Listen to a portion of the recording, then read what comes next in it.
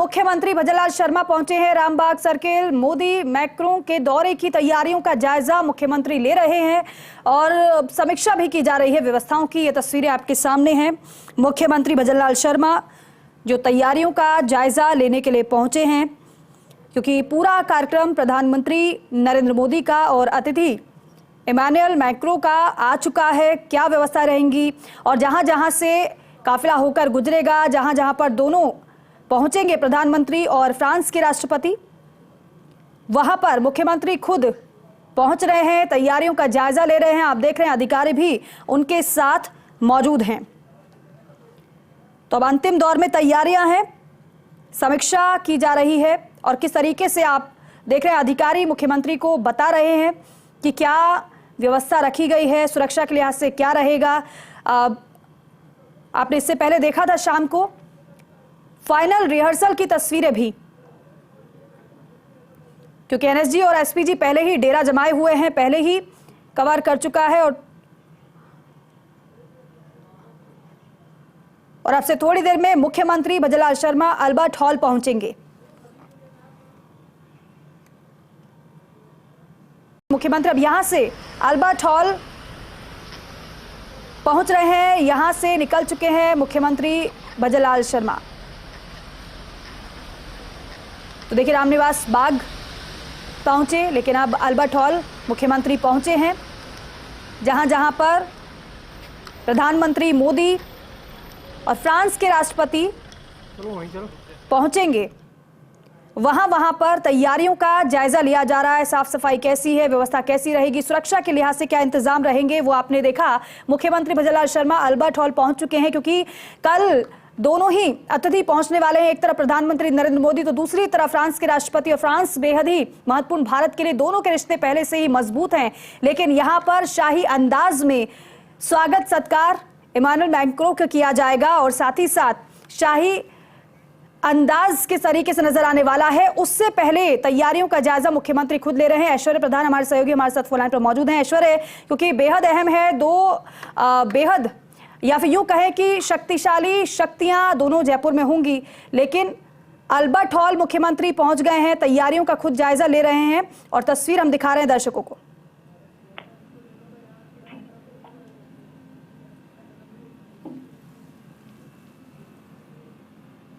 ऐश्वर्य, आवाज मिल पा रही है? मुख्यमंत्री भजनलाल शर्मा, हम देख रहे हैं तस्वीरें, जायजा ले रहे हैं व्यवस्थाओं का, साथ ही साथ सुरक्षा का।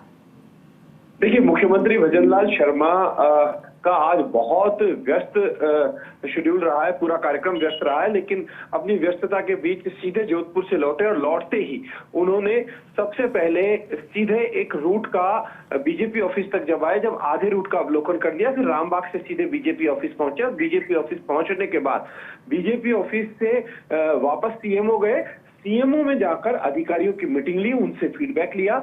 अधिकारियों से फीडबैक लेने के बाद सीधे रामबाग पहुंचे। रामबाग सर्किल पर मुख्यमंत्री भजनलाल शर्मा रुके और मुख्यमंत्री ने यहां रुककर अधिकारियों से पूरा फीडबैक लिया, क्योंकि रामबाग सर्किल जयपुर का हार्ट है और जयपुर की खूबसूरती रामबाग से ही शुरू हो जाती है। कोई भी आता है पर्यटक, तो कल जब फ्रांस के राष्ट्रपति मौजूद रहेंगे, प्रधानमंत्री नरेंद्र मोदी स्वयं मौजूद रहेंगे, तो कल का दिन इसलिए महत्वपूर्ण हो जाता है क्योंकि कल का दिन ही दूसरी अग्नि परीक्षा है। पहली अग्नि परीक्षा थी जब आईजी और डीजी कॉन्फ्रेंस जयपुर में हुई थी। उस कॉन्फ्रेंस में भजनलाल शर्मा के ऊपर जिम्मेदारी थी कि उस कॉन्फ्रेंस का सफल आयोजन करवाया जाए। उसका सफल आयोजन करवाया गया और उस आयोजन के बाद अब दूसरी बड़ी जिम्मेदारी, जिसे पूरी दुनिया देखेगी। कल का दिन ऐसा नहीं कि भारत ही, पूरी दुनिया देखेगी, क्योंकि फ्रांस के राष्ट्रपति जयपुर में होंगे और अब अल्बर्ट हॉल की तस्वीरें एक्सक्लूसिवली।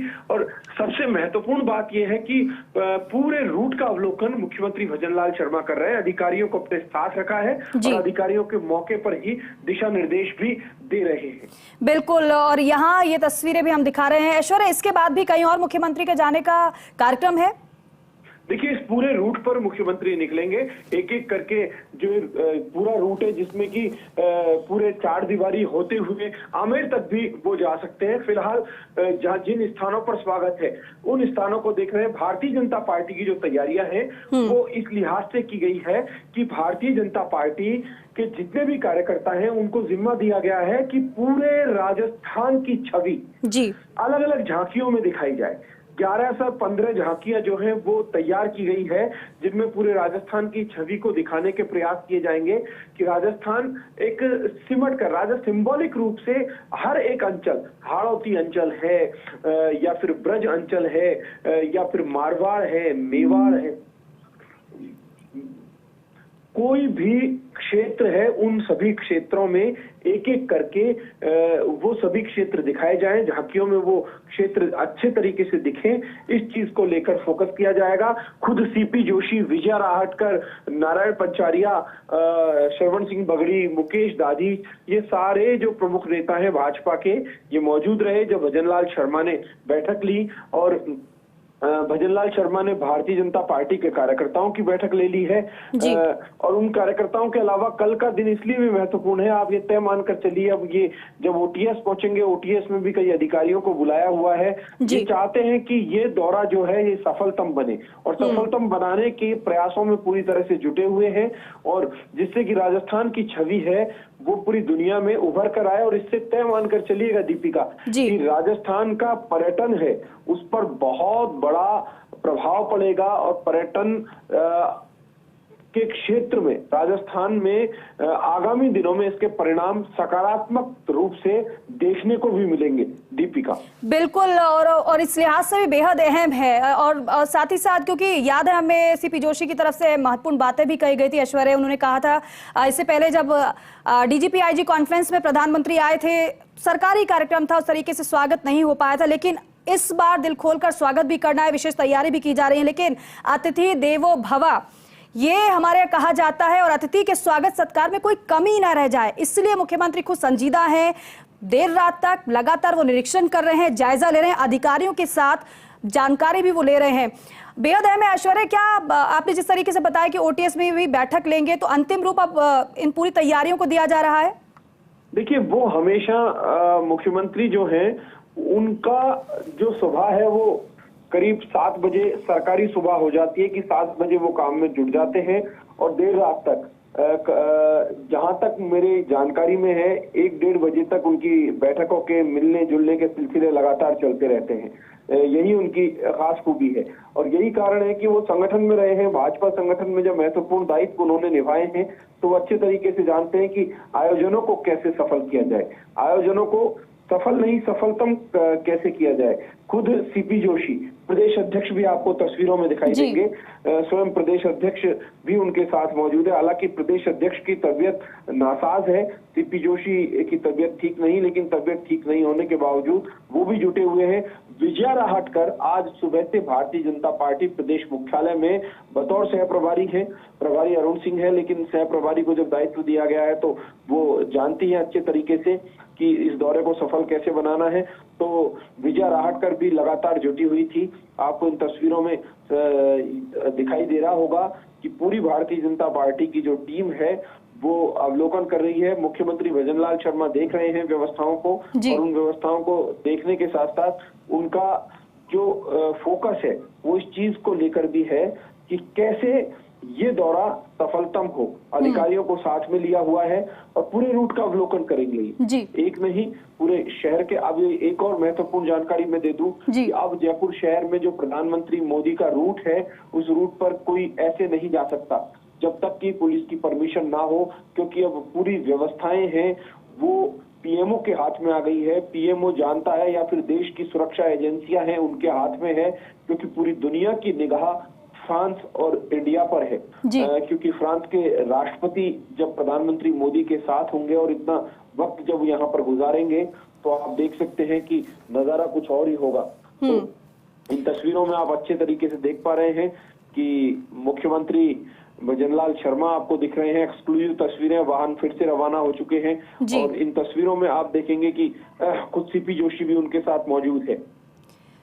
बिल्कुल। और जहां जहां पर दोनों ही मेहमान पहुंचेंगे, एक तरफ प्रधानमंत्री मोदी, फ्रांस के राष्ट्रपति, वहां किस तरीके से रोशनी से जगमगाया गया है, कैसी तैयारियां हैं, वो तस्वीरों में हम नजर आ रहा है। यहां से मुख्यमंत्री का काफिला हालांकि ऐश्वर्य निकल चुका है, जिस तरीके से हमने तस्वीरें दिखाई हैं दर्शकों को। अभी आगे क्या रहेगा, कुछ और जानकारी मिल पा रही है क्या, कि अभी भी बैठकों का दौर रहेगा, इसी तरीके से निरीक्षण रहने वाला है?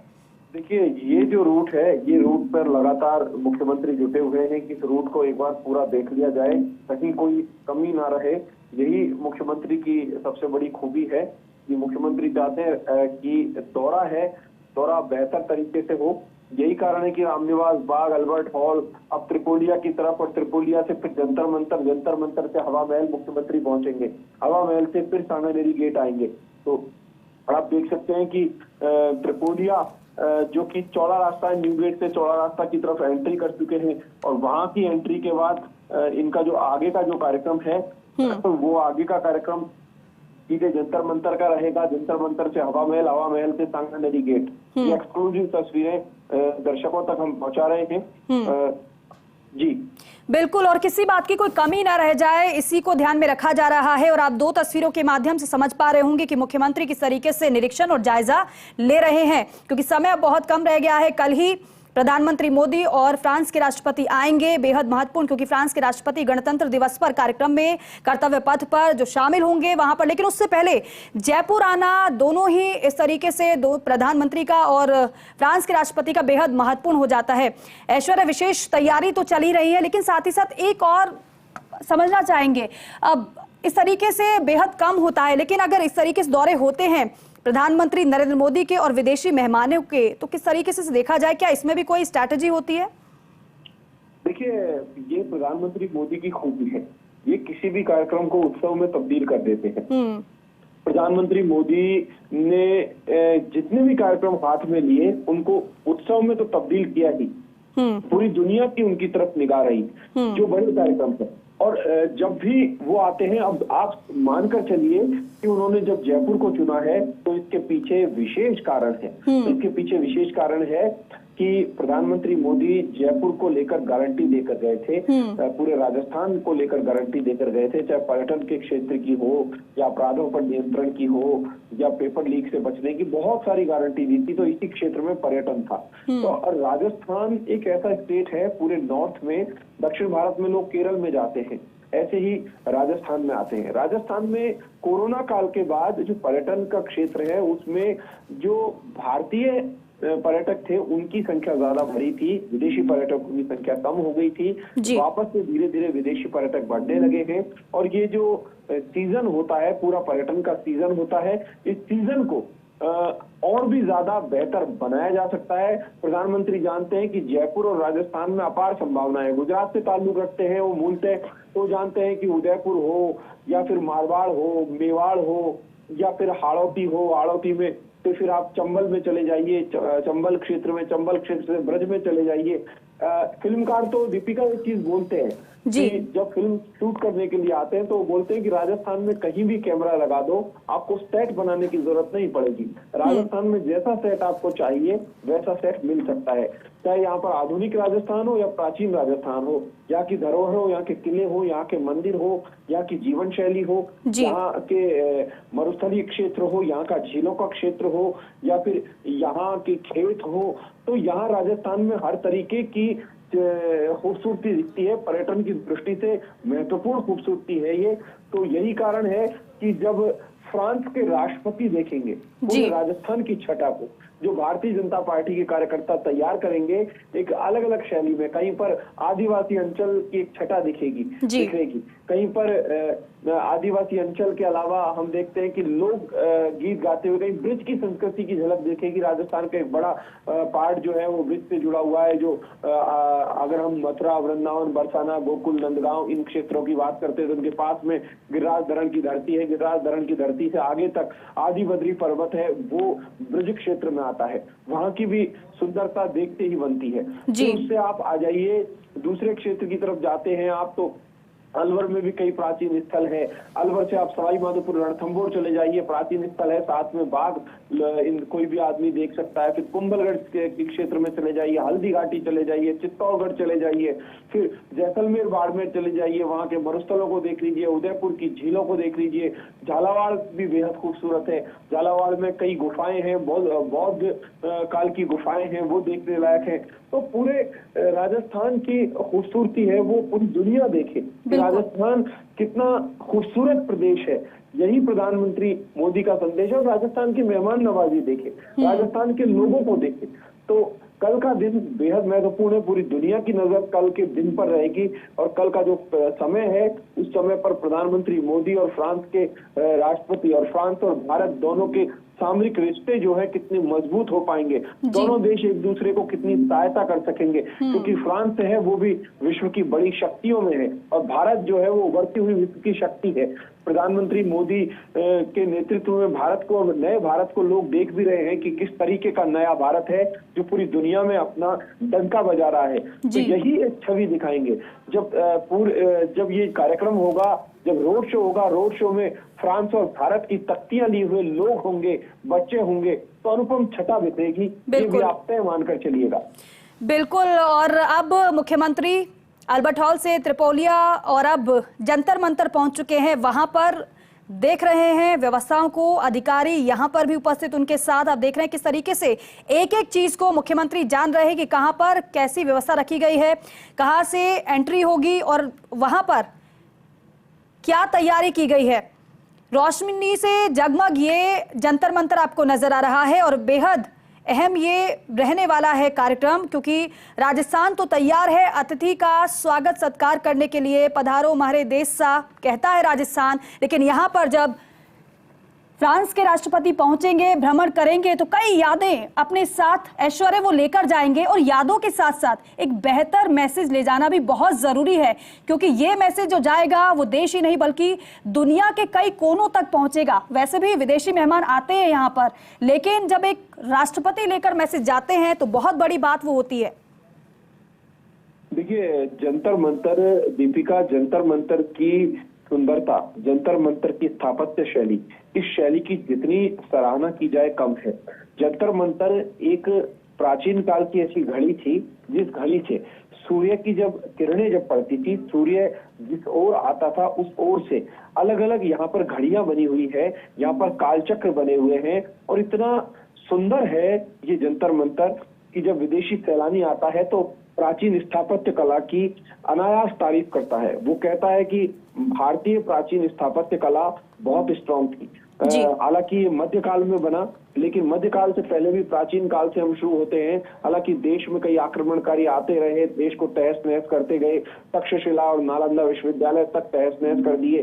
तो यही एक कारण है कि अब जो भारत है, आज का जो भारत है, भारत अपने आप की दुनिया में छाप यही बनाना चाहता है कि भारत के पास समृद्ध इतिहास है, भारत के पास जो भारत का ज्ञान है वो ज्ञान अभूतपूर्व है। बस उस ज्ञान को विश्व के पटल पर लाए जाने की जरूरत है। यही कारण है कि जंतर मंतर पे भी वो आएंगे, देखेंगे जंतर मंतर को भी कि कितना खूबसूरत है जंतर मंतर भी।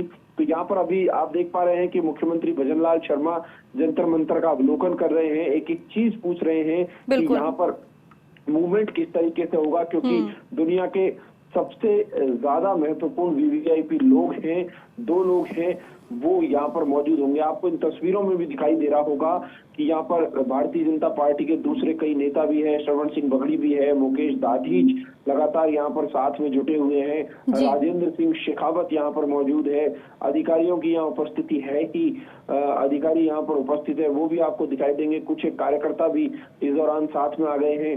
और गायत्री राठौड़ है जो कि पर्यटन महकमा संभालती हैं, वो भी लगातार आपको दिखाई देंगी। गायत्री राठौड़ बेहद काबिल अधिकारी है, ये जिस भी विभाग में रही है उन्होंने अपनी काबिलियत दिखाई भी है। और गायत्री राठौड़ भी चाहेंगी कि राजस्थान के पर्यटन को पंख लगे, राजस्थान का पर्यटन जो है वो उच्चतम स्तर पर पहुंचे, वो भी यही चाहेंगी। तो त्रिपोलिया से अब सीधे जंतर मंतर की तस्वीरें दर्शकों तक हम पहुंचा रहे हैं। ये एक्सक्लूसिव तस्वीरें फर्स्ट इंडिया न्यूज पर। जी बिल्कुल। और ऐश्वर्य, एक बात और यहाँ पर, जिस तरीके से हम देख रहे हैं मुख्यमंत्री अधिकारियों से पूछ रहे हैं, जान रहे हैं, फेस जो एक्सप्रेशन है, चेहरे पर स्माइल है, उससे लग रहा है कि पूरी तरीके से व्यवस्थाओं से संतुष्ट हैं मुख्यमंत्री, क्योंकि ऐसा कोई एक्शन उनकी तरफ से अभी दिखाई नहीं दिया है जिससे कि उन्हें लगे कि यहाँ कमी रह गई है, इसे बदलना चाहिए या फिर कुछ भी परिवर्तन करना चाहिए। देखिए, मुख्यमंत्री की खूबी है, ये सुनते बहुत हैं। एक एक कार्यकर्ता की जैसे सुनते हैं वैसे ही अधिकारियों की भी सुनते हैं, उनसे पूछते हैं, फिर उसका अच्छे तरीके से उनको सुनने के बाद फिर वो अपनी तरफ से अपने दिशा निर्देश जारी करते हैं कि ऐसा नहीं कि खुद ही बोले, उनको मौका देते हैं अपनी टीम के लोगों को कि आप बोलिए। मुझे उनकी एक बात भी याद आती है कि जब शुरुआती दौर में उन्होंने मीटिंग ली थी, एक साथ अधिकारियों की पूरी ब्यूरोक्रेसी की मीटिंग ली थी, तो उन्होंने ये कहा था कि आप ऐसे मत समझना कि मैं आपको बदल दूंगा या मैं अमूल चूल आपको इधर से उधर कर दूंगा। जो काम करेंगे मैं उन्हें अच्छी जगह पर रखूंगा, मेरी सरकार अच्छी जगह पर रखेगी, काम करने वाले अधिकारियों का सम्मान है। तो एक पूर्वाग्रह या द्वेष जैसी भावना नहीं दिखाई देती। कई बार होता है कि पूर्वाग्रह सियासी तौर पर होते हैं, क्योंकि वो भी फ्रेश हैं, वो भी जानते हैं कि कौन अधिकारी कितना बेहतर तरीके से काम करेगा। थोड़े दिन में ही रिजल्ट सामने आना शुरू हो जाएंगे, उनके पास फीडबैक आना शुरू हो जाएगा। इंटेलिजेंस के भी इनपुट होते हैं, बड़े अधिकारी जो होते हैं वो भी अपने इनपुट देते हैं, या इनपुट्स जो है कार्यकर्ताओं के द्वारा आते हैं। आम जनता से बेहतर कोई इनपुट नहीं देता, यही कारण है कि वो रेगुलर जनसुनवाई करते हैं। जनसुनवाई करने का मकसद यही होता है कि इनपुट्स मिल जाए कि सरकार में कैसा काम हो रहा है, कौन से क्षेत्र में क्या तकलीफ है। और एक और मैं बड़ा अपडेट दे दूं कि आप ये तय मानकर चलिएगा कि ये जो 10 तारीख आ रही है, 10 फरवरी के बाद मुख्यमंत्री भजनलाल शर्मा की सरकार में कई दिनों से लोगों को प्रतीक्षा थी कि जो व्यापक तबादले हैं, व्यापक फेरबदल है, वो होगा या नहीं। तो मुझे लगता है कि अब इन्होंने देख लिया है इतने दिन में कि कौन अधिकारी कितने दिन रुकेगा। तो ये सब कुछ देखने के बाद आगामी दिनों में जो टीम है उसमें बदलाव हो सकता है, ऐसी संभावना भी है। बिल्कुल। और कार्यक्रम से पहले मुख्यमंत्री भजनलाल शर्मा जहां पर अतिथि पहुंचेंगे वहां पर पहुंचकर खुद तैयारियों को देख रहे हैं, परख रहे हैं, जायजा ले रहे हैं, निरीक्षण कर रहे हैं। वहीं बीजेपी प्रदेश अध्यक्ष सीपी जोशी भी मुख्यमंत्री के साथ मौजूद रहे। जंतर मंतर पर भी वो जायजा लेते हुए नजर आ रहे हैं। सीधी तस्वीरें आपको दिखा रहे हैं जंतर मंतर से, क्योंकि सबसे पहले फ्रांस के राष्ट्रपति मैक्रो एयरपोर्ट से आमेर महल जाएंगे। वहां 4 से 5 घंटे रुकने का उनका कार्यक्रम है, पूरे आमेर फोर्ट को देखने का कार्यक्रम है। उसके बाद वो जंतर मंतर आएंगे। प्रधानमंत्री मोदी अभी तक के दौरे के मुताबिक सीधे जंतर मंतर आएंगे। ऐसे में मुख्यमंत्री भजनलाल शर्मा जंतर मंतर पहुंचे हैं, उनके साथ प्रदेश अध्यक्ष सीपी जोशी हैं और जंतर मंतर पर तैयारियों का जायजा ले रहे हैं। सबसे पहले फर्स्ट इंडिया आपको तस्वीरें दिखा रहा है। तैयारियों को लेकर वो खुद सक्रिय हैं। इससे पहले सीएमओ में उन्होंने मीटिंग ली, सभी अधिकारियों के साथ बातचीत की, पूरे रूट मैप को समझा, तैयारियों को लेकर सवाल किए। उन सवालों के जवाबों के साथ जब वो संतुष्ट हुए तो उसके बाद वो खुद उस रूट मैप पर निकले जहां से कल प्रधानमंत्री मोदी और मैक्रो को आना है। वहां का उन्होंने खुद जायजा लिया और जंतर मंतर वो खुद पहुंचे हैं। ये बताता है कि वो कितने सक्रिय और कितने एक्टिव, क्योंकि हमने देखा है कि मुख्यमंत्री बनने के बाद वो लगातार अलग अलग तरीके से व्यवस्थाओं को दुरुस्त करने में लगातार लगे हुए हैं और खुद मौके पर पहुंचकर व्यवस्थाओं की बारीकी से निरीक्षण करते हैं। तस्वीरें जंतर मंतर के बाहर की।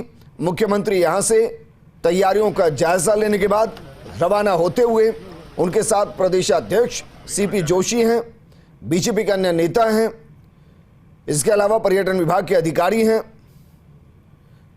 जिनसे उन्होंने पूरी बारीकी को समझा है, क्योंकि जंतर मंतर में भी किस किस इलाके के अंदर प्रधानमंत्री और मैक्रो घूमेंगे ये भी देखना होगा, किस वक्त वो यहां पहुंचेंगे, क्योंकि अपने आप में ये एक प्रयोगशाला है, एक ऐसी प्रयोगशाला जो सनातन संस्कृत और विज्ञान और ज्ञान को जोड़ती है, सबका समावेश है और सूर्य की किरणों के हिसाब से वक्त की गणना होती है। तो अब सवाल यह है कि क्या प्रधानमंत्री मोदी और मैक्रो दोनों सूर्य अस्त से पहले यहां पहुंचेंगे या फिर जो वहां के वैज्ञानिक हैं वो ही बताएंगे कि कैसे यहां के उपकरण काम करते हैं।